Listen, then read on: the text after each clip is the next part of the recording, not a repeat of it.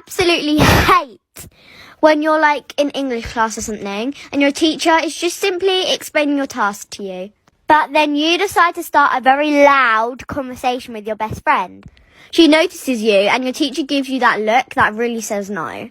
She's like, oh wait.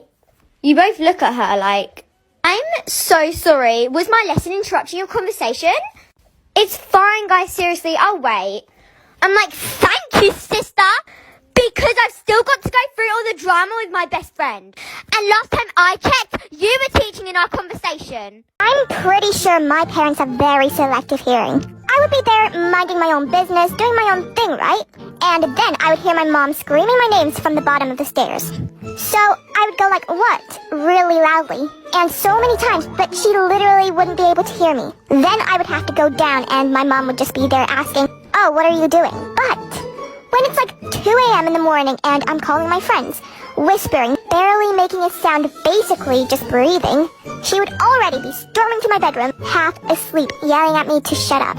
How does this work? Story time. In my old school, I was in a friend group of 5 girls, including me. Annie, Camila, Jenna, and Emily. We were all like best friends and always had sleepovers on Fridays or on the weekend. But Camila always said that she couldn't make it because she had soccer practice. We all said it's okay, you'll come next time, even though she never came, and we never thought anything about it. Until one Wednesday afternoon at lunch when Emily went to the bathroom.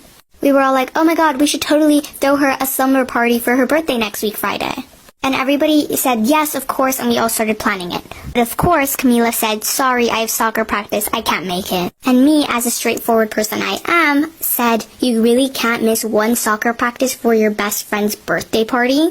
She of course felt really bad and said, okay, fine, I'll go. We were all super happy, but that was obviously a really bad idea. Is it just me, like, when you're watching YouTube or, like, anything that has adverts, and an advert pops up, and it's just like, writing's not that easy, but Grammarly can help.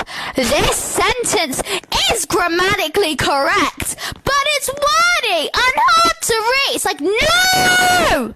I don't want Grammarly! I can write! I can read!